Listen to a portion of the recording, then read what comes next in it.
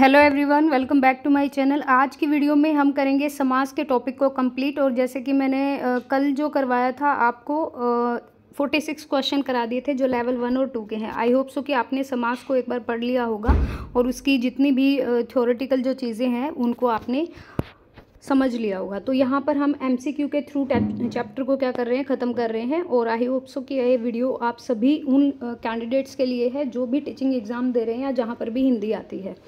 First question है हमारा, परमानंद शब्द में समास बताइए। परमानंद शब्द की बात कर रहे हैं। देखो, आपको मैं बता दूं कि क्रमधारय समास क्या होता है। इसमें आपका विशेष्य विशेषण होता है, ध्यान रखिएगा। और जो बहुवीरी समास होता है किसी अन्य पद का बोध कराता है। और तत्पुरुष समास में आपकी कारक की विभक्तियाँ होती हैं। और जो हमारा द्वंद्व समास होता है उसमें अपोजिट वर्ड होते हैं। द्विगु में आपका संख्यावाची पद होता है। अवयव भाव में आपका प्रथम पद प्रधान होता है। तो यहाँ पर जो ऑप्शन रहेगा वो रहेगा आपका परम आनंद, यहाँ पर कर्मधारय समास रहेगा। ठीक है। कनकलता शब्द में कौन सा समास है। अब कनकलता की बारे तो इसमें पूछा है कनकलता, इसमें आपका कौन सा समास आएगा, बहुवीरी, क्रमधारय, अवयवी भाव या फिर आपका द्विगु। तो इसमें भी आपका क्या है, विशेष्य विशेषण का बोध करा रहा है, तो ये भी आपका क्रमधारय समास होगा। यथाक्रम, क्रम के अनुसार, ये हमने कल पढ़ा था। जहाँ पर प्रथम जो है वो प्रधान होता है, प्रथम पद, तो यहाँ पर जो होगा वो अवयवी भाव समास होगा, ऑप्शन नंबर बी। अंधकूप शब्द में कौन सा समास है। अंधकूप शब्द की बात करें तो यहाँ पर देख सकते हैं, कूप क्या होता है आपका, अंधों के लिए कूप, अंध का कूप। तो यहाँ पर जब कारक की विभक्ति का यूज हुआ है तो ये तत्पुरुष समास है, फोर्थ का ऑप्शन नंबर 1 रहेगा। भला मानस, भला मानस किस तरह का समास है, ये भी आपका विशेष विशेषण का बोध कराता है, तो ये कर्मधारय समास है। सधर्म में कौन सा समास आएगा। सधर्म की बात करें तो यहाँ पर जो समास आएगा वो भी आपका कर्मधारय समास रहेगा। नीलांबर, नीला है अंबर जिसका, या नीला है जो अंबर, जो 7वें नंबर का आपका जो समास रहेगा वो रहेगा कर्मधारय। नीलांबर आपका कर्मधारय होता है। चौमासा, अभी यहाँ पर देखो, यहाँ पर आपको पहला ही पद चौमासा दे दिया है तो ये द्विगु में जाएगा क्योंकि यहाँ पर संख्यावाची पद है ये। ठीक है। तो ऑप्शन नंबर सी, 8 का ऑप्शन नंबर सी यहाँ पे करेक्ट रहेगा। बहुवीरी समास का उदाहरण बताना, इनमें से कौन सा है। पंचवटी, 5 वटों का समूह, करोड़पति, चरण कमल। यहाँ पर जो चतुर्भुज है ना, चतुर्भुज, तो वो आपको किसी एक विशेष चीज़ का बोध करा रहा है, यहाँ पर बहुवीरी समास है, ध्यान रखिएगा। अगर आपको बहुवीरी ना दिया जाए तो फिर आपको कहाँ पे जाना है, तत्पुरुष में जाना है। लेकिन अगर यहाँ पर चतुर्भुज है पहले ही मतलब ये पूरा शब्द जो है ना वो 4 भुजाओं का की ओर संकेत कर रहा है, किसी विशेष चीज़ की विशेषता बता रहा है। अगर बहुवीरी नहीं है तो फिर आप तत्पुरुष पे जा सकते हैं। नेक्स्ट आपको बताना है योगदान में कौन सा समास है। अगर 10वें नंबर क्वेश्चन की बात करें तो योगदान में आपका तत्पुरुष समास आएगा, ऑप्शन नंबर ए। ठीक है। यहाँ पे आगे चलते हैं। जल्दी में कौन सा समास है। देखो, आपने पर्यायवाची या विलोम शब्द या समानार्थी तो पढ़े ही होंगे, तो उसके बारे में आपको पता होना चाहिए। अगर जल्दी आता है, अगर बहुवीरी नहीं है यहाँ पे तो आप तत्पुरुष की तरफ जाएंगे, तो ऑप्शन नंबर बी। अगर बहुवीरी होता तो हम बहुवीरी पे जाते। देशभक्ति में कौन सा समास है। देशभक्ति की अगर बात करें, देश के लिए भक्ति, तो यहाँ पर जो 12वें नंबर का आएगा वो आपका क्या होगा, तत्पुरुष समास है, कारक विभक्ति का यूज हुआ है। नरसिंह शब्द में कौन सा समास है। नरसिंह शब्द की बात करें तो यहाँ पर समास है आपका अव्ययी भाव समास। नेक्स्ट है, इनमें से उस विकल्प का चयन करें जो दिए गए शब्द के क्रमधारय समास का सही विग्रह। मतलब इनमें से हमें ये बताना है क्रमधारय समास कहाँ पे यूज हुआ है। जैसे कनक लता हम करके आए थे, तो कनक के समान जो लता है यहाँ पर कर्मधारय का यूज हुआ है। ठीक है। वैसे आपका कनक में लता, कनक है जो लता, कनक रूपी लता, लेकिन कनक के समान लता ये कर्मधारय में यूज होता है, तो यहाँ पर ऑप्शन नंबर डी आएगा। नेक्स्ट हमें चूज करना है, समास के विग्रह का सही विकल्प नहीं है दया, जिसमें दया ना हो, दया भाव ना हो, उसे क्या कहते हैं, उसे कहते हैं हम निर्दयी। ठीक है। ये एक विशेष शब्द है इसके लिए, तो ये आपका समास के लिए विग्रह है।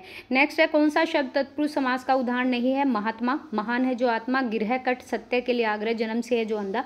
16 के बारे में अगर बात करें तो यहाँ पर जो तत्पुरुष समास नहीं है वो है महात्मा, ये कर्मधारय में जाएगा। महान है जो आत्मा। ठीक है।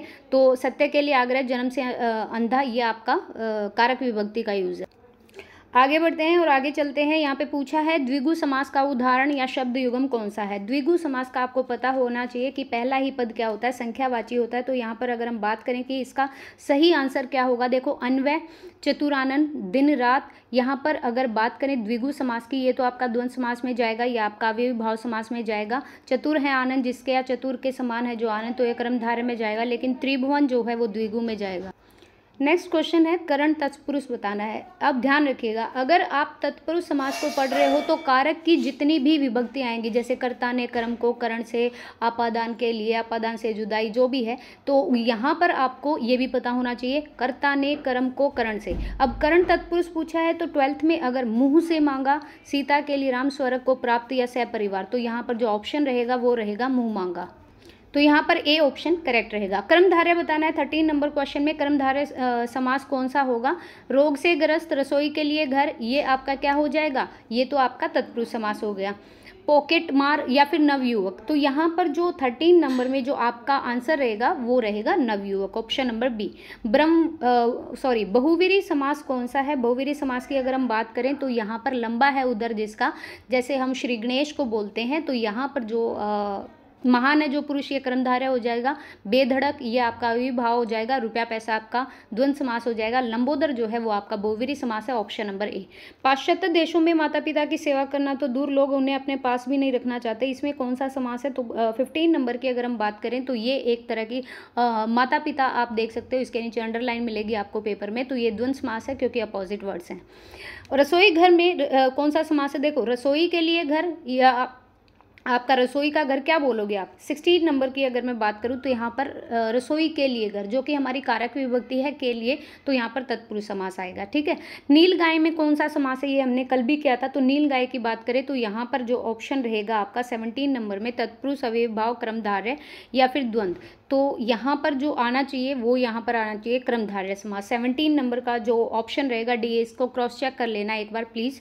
तो नील गाय में आपका क्रमधारय, ये हमने कल भी किया था। देखो मैं आपको एक बार बता देती हूँ, नील गाय का क्या होगा। यहाँ पर अगर हम विग्रह करेंगे इसका, तो ये कन्फर्म है कर्मधारय समास है इसमें। नील गाय का समास विग्रह क्या होता है कि नीली है जो गाय, या नीली है गाय जो, ठीक है। इसमें नीली और गाय शब्द के बीच क्या है? विशेष्य, विशेषण का बोध बताया गया है, तो कर्मधारय की विशेषता होती है, तो ध्यान रखिएगा ये कर्मधारय समास आएगा यहाँ पे।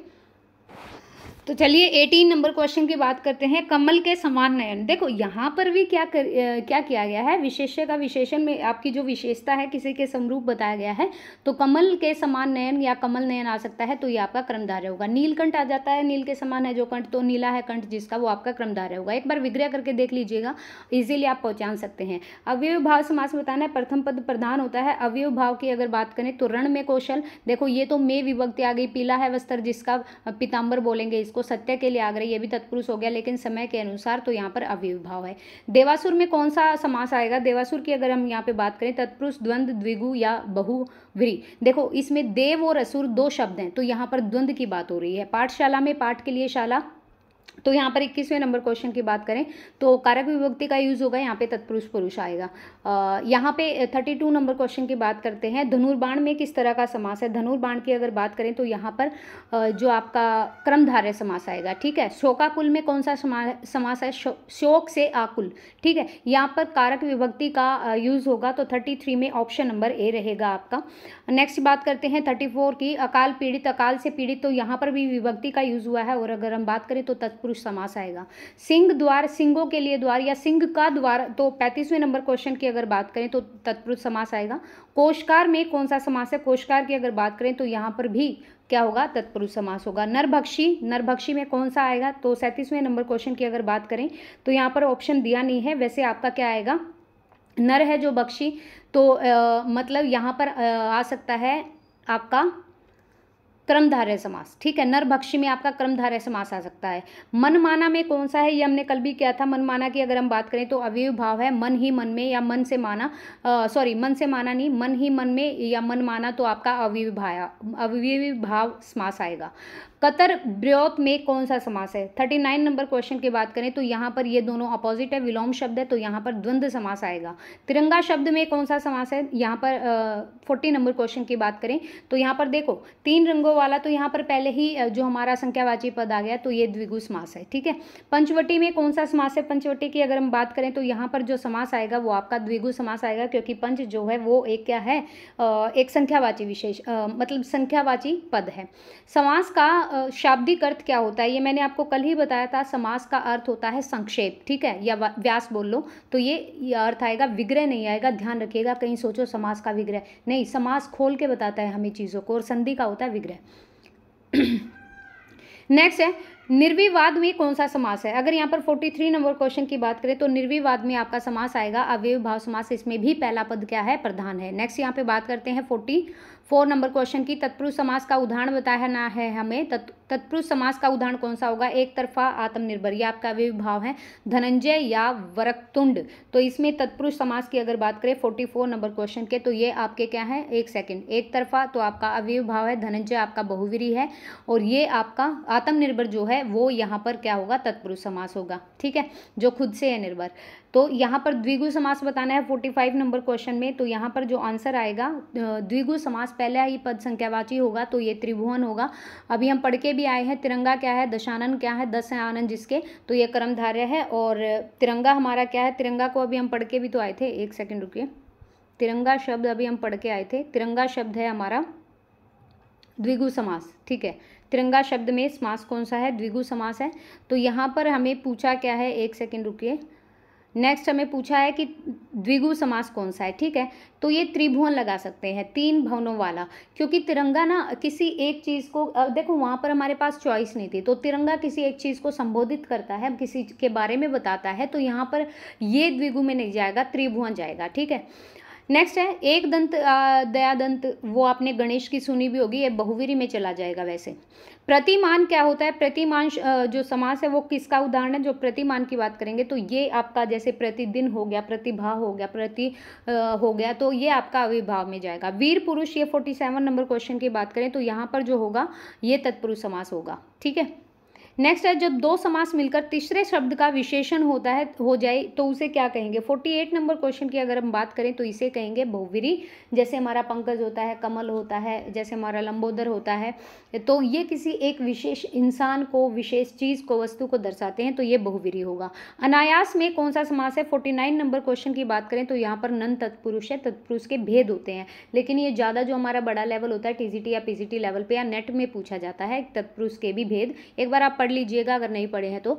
देशभक्ति क्या होता है? देशभक्ति, देश के लिए भक्ति, तो यहाँ पर तत्पुरुष समास होगा। हस्तलिखित, हाथों से लिखा हुआ, तो यहाँ पर भी तत्पुरुष समास होगा। भर पेट, ये आपका अव्ययी भाव में जाएगा, तो ये आपका अव्ययी भाव, पहला जो पद है वो क्या है? प्रधान है। आनंद मगन, आनंद से मगन, आनंद में मगन क्या आएगा यहाँ पर? यहाँ पर भी आपका तत्पुरुष आएगा। धनहीन, धन से हीन, तो यहाँ पे भी आपका तत्पुरुष आएगा 54 नंबर क्वेश्चन में। सर्वगत, जो स्वर्ग में पहुंचा या सर्व को आगत, तो यहाँ पर 55 नंबर क्वेश्चन की बात करें तो ये भी आपका तत्पुरुष समास आएगा। नेक्स्ट यहाँ पे बात करते हैं 56 नंबर क्वेश्चन की। जिस समास का पहला पद प्रधान होता है उसे क्या कहते हैं? उसे अव्ययी भाव कहते हैं। मैं आपको बताती आ रही हूँ, तो ऑप्शन नंबर सी।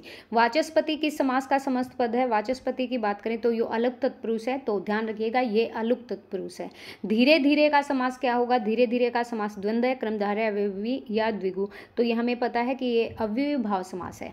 चक्रपाणी, चंद्रभाल और सुलोचना में कौन सा समास है? चक्रपाणी, चंद्रभाल और सुलोचना, तो यहाँ पर अगर हम पूछे तो ये सारे ही बहुवीरी होंगे। ये किसी एक की नहीं, मतलब चक्रपाणी हाथ में है चक्र जिसके श्री कृष्ण की आप बात कर सकते हैं, तो यहाँ पर ये बहुवीरी समास है, तो ऑप्शन नंबर सी सारे बहुवीरी हैं। सरासर में कौन सा समास आएगा? तो ये आपका अव्ययी भाव समास आएगा।